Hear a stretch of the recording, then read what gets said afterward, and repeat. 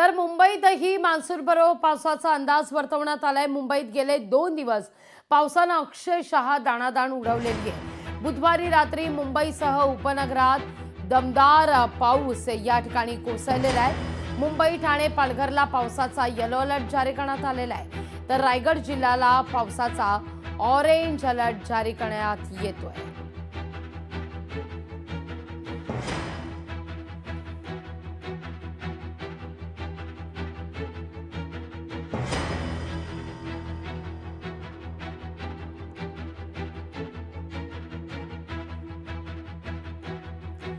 या सगळ्याविषयी अधिक माहिती घेण्याकरता आपले प्रतिनिधी विविध ठिकाणी दाखल झालेले आहेत। आपण आपल्या प्रतिनिधीकडून या राज्यातल्या मान्सूनपूर्व पावसासंदर्भात अपडेट घेणार आहोत। मुंबईहून आपल्या प्रतिनिधी आहेत मीनाक्षी म्हात्रे, अमरावतीहून आपले प्रतिनिधी सूरज दहाट आपल्यासोबत जोडले गेलेले आहेत, तर पुण्याहून आपले प्रतिनिधी चंद्रशेखर भांगे सुद्धा आपल्यासोबत जोडले गेलेले आहेत। सुरुवातीला मीनाक्षी तुमच्याकडे येते। मुंबई आणि आसपासच्या उपनगरात काल रात्री मुसळधार मान्सूनपूर्व पावसाच्या सरी बरसलेल्या आहेत। विजांचा कडकडाट आणि या ठिकाणी झालेला मान्सूनपूर्व पाऊस आपण पाहतोय। आजही मुंबईतलं हवामान ढगाळ राहण्याची शक्यता वर्तवली जाते। काय सध्या परिस्थिती आहे, या सगळ्या संदर्भात काय अपडेट आहे? निश्चितच लागवी आपण पाहतोय की काल रात्री मुंबईसह आसपासच्या परिसरामध्ये जोरदार मान्सूनपूर्व पाऊस पडला। मात्र मागच्या 2 दिवसापासूनच आपण पाहतोय की मुंबईसह आसपासच्या परिसरामध्ये जोरदार पाऊस होतोय आणि यामुळे संध्याकाळच्या वेळीस पडलेल्या पावसामुळे सखल भाग जे आहे ते देखील पाण्याने भरलेलं पाहायला मिळालं।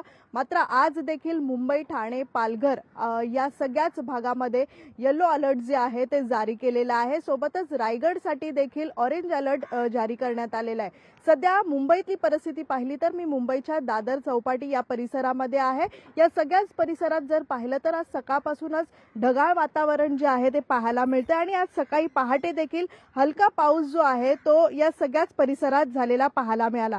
सध्या जर पाहिलं तर महाराष्ट्र आणि गोव्याजवळ अरबी समुद्रामध्ये कमी दाबाचा पट्टा जो आहे तो तयार होण्याचा अंदाज हवामान विभागाने आधीच वर्तवला होता आणि त्यामुळेच आजपासून सलग 2 ते 3 दिवस याच समुद्रामध्येच म्हणजेच या कमी दाबाचा पट्टा जो आहे तो अधिक तीव्र होण्याचा अंदाज देखील वर्तवण्यात येत आहे आणि त्यामुळेच ही तीव्रता जी आहे ती उत्तरेकडे देखील सरकू शकते आणि त्यामुळेच राज्याच्या किनाऱ्याला थेट धोका जरी नसला तरी याचा परिणाम जो आहे तो समुद्रातील खवळलेल्या पाण्यामध्ये जर आपण पाहिलं तर मच्छीमारांना देखील जाण्यासाठी सतर्कतेचा इशारा जो आहे तो दिलेला आहे आणि त्यामुळेच कुठेतरी आपण पाहतोय की पुढील 2 ते 3 दिवस रायगड, रत्नागिरी, मुंबई आणि पालघर जवळ आपण पाहतोय की समुद्र जरी खवळलेला राहिला तरी मात्र समुद्रामध्ये जोरदार वारे वाहण्याची देखील शक्यता वर्तवण्यात येत आहे आणि त्यामुळेच कुठेतरी मासेमारांना देखील हवामान बदलावरती लक्ष ठेवून या सगळ्याच परिस्थितीचा आढावा घेऊन मात्र पाण्यामध्ये समुद्रामध्ये जाण्यासाठी टाळणं हाच एक योग्यतेचा इशारा जो आहे तो आपत्ती व्यवस्थापन विभागाने दिलेला आहे। त्यामुळे एकूणच सध्या आपण पाहतोय की मुंबईसह आसपासच्या परिसरामध्ये मागच्या 2 दिवसापासून जरी पाऊस होत असला तरी आज देखील मुंबई, ठाणे, पालघर या सगळ्याच परिसरामध्ये जोरदार मान्सूनपूर्व पाऊस होऊ शकतो आणि तसाच अंदाज जो आहे तो हवामान खात्याकडून वर्तवण्यात आलेला आहे। अगदी अगदी अगदी मीनाक्षी, तुमच्याकडून या सगळ्या संदर्भात अपडेट सातत्यानं घेत राहू, अशाच तुम्ही आमच्यासोबत जोडल्या राहा। थेट जाते पुण्याला आपले प्रतिनिधी चंद्रशेखर भांगे यांच्याकडे। चंद्रशेखर, गेले 2 ते 3 दिवस पुण्यात जो काही मान्सूनपूर्व पाऊस कोसळतोय त्यामुळे मात्र नालेसफाईचे दावे फोल ठरताना दिसत आहेत। पुन्हा जरासा जरी पाऊस पडला तरी तुंबतंय। काय सध्या परिस्थिती आहे पुण्यात? प्रशासन कसं सज्ज आहे पुढचे 4 महिने पावसाळ्याला तोंड देण्याकरता?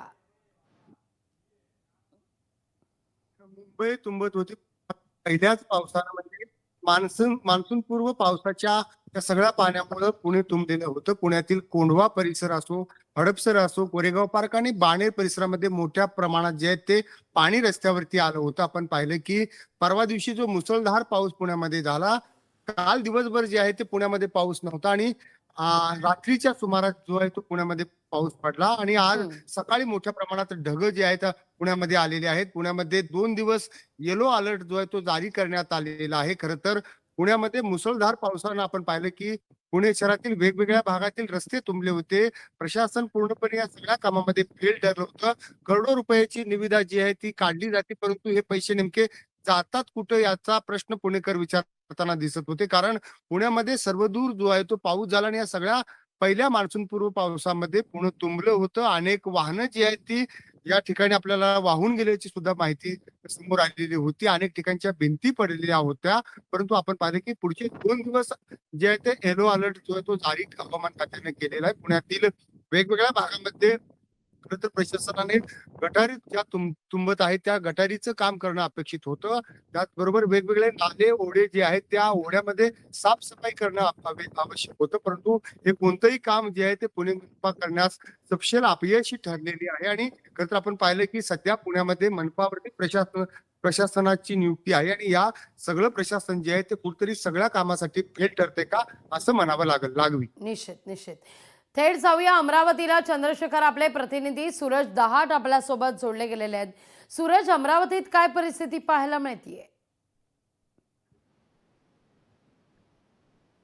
नक्की लागवी. आपण जर पाहिलं तर काल रात्रीच्या सुमारास जो आहे अमरावती शहरामध्ये मुसळधार पावसाची बॅटिंग केली. संपूर्ण ग्रामीण भागात जर बघितलं तर मोठ्या प्रमाणात जो आहे अवकाळी पाऊस आणि मान्सूनपूर्व पावसाने या ठिकाणी हजेरी लावलेली आहे. जर पाहिलं तर अमरावतीच्या रामपुरी कॅम्प परिसरामध्ये जर बघितलं गेलं तर त्या दुकानामध्ये पाणी सुद्धा शिरलं होतं. मात्र महानगरपालिकेच्या वतीने दावे करण्यात आले की 50% नाले साफसफाई झाली. मात्र महानगरपालिका जो आहे पूर्णपणे फोल ठरलेला आहे. अनेक दुकानामध्ये जर पाहिलं तर पाणी शिरल्यामुळे दुकानांचं या ठिकाणी मोठ्या प्रमाणात सामानाची नासधूस सुद्धा झालेली आहे. मी सध्या अमरावती शहरातील कृषी उत्पन्न बाजार समितीमध्ये आहे. या रात्री झालेल्या पावसामुळे जर पाहायला गेलं तर अनेक या ठिकाणी धान्य भिजलेले आहे. व्यापाऱ्यांचं हे संपूर्ण शेतमाल आहे. मात्र जर पाहायला गेलं तर हे संपूर्ण जे आहे हरभराचं हे आहे. मात्र हरभरा जर आपण जर पाहिलं तर पूर्णपणे पावसामध्ये या ठिकाणी भिजलेला आहे. त्यामुळे जर पाहिलं तर या ठिकाणी व्यापाऱ्यांचं या ठिकाणी मोठ्या प्रमाणात नुकसान झालेलं आहे. हा संपूर्ण परिसर जर बघितला तर हा अमरावती कृषी उत्पन्न बाजार समितीचा परिसर आहे. अनेक ठिकाणी या ठिकाणी शेतकऱ्यांचा शेतमाल आहे. आता खरीप हंगाम या ठिकाणी सुरू होणार आहे. मात्र खरीप हंगामाच्या तयारीपूर्वी जर पाहिलं तर आपल्या घरामध्ये पैसे यासाठी खरीप हंगामाची तयारीसाठी या ठिकाणी शेतकऱ्यांनी कुठेतरी या ठिकाणी शेतमाल आणलेला आहे. मात्र या ठिकाणी अनेक शेतकऱ्यांचा सुद्धा या ठिकाणी शेतमाल या ठिकाणी भिजलेला आहे. त्यामुळं कुठेतरी प्रशासनाच्या वतीने कुठेतरी शेडची व्यवस्था केली पाहिजे अशी सातत्याने शेतकऱ्यांची या ठिकाणी मागणी होत आहे. जर पाहिलं तर अमरावती जिल्ह्यामध्ये गेल्या 18 दिवसापासून सातत्याने पाऊस पडत आहे आणि 18 दिवसामध्ये जर पाहिलं तर 14,000 हेक्टरपेक्षा जास्त आहे शेती पिकांचं या ठिकाणी नुकसान झालेलं आहे आणि 3 जणांचा या ठिकाणी वीज पडून मृत्यू झालेला आहे आणि 25 पेक्षा जास्त जो आहे जनावरांचा देखील या ठिकाणी मृत्यू झालेला आहे. आणि 28 तारखेपर्यंत जर बघितलं गेलं तर अमरावती शहरासह संपूर्ण विदर्भामध्ये मुसळधार पावसाची या ठिकाणी शक्यता या ठिकाणी वर्तवण्यात आलेली आहे. त्यामुळे आणखीनच बळीराजा आहे पूर्णपणे संकटात या ठिकाणी सापडलेला आहे. निश्चित. सूरज, मीनाक्षी आणि चंद्रशेखर, तुमच्या तिघांचे सुद्धा आभार तुम्ही दिलेला एकूणच या सविस्तर माहिती करता. तुमच्याकडून या सगळ्या संदर्भात सातत्यानं अपडेट घेतच राहू. लोकशाही मराठी ऐका, पहा, जागरूक रहा.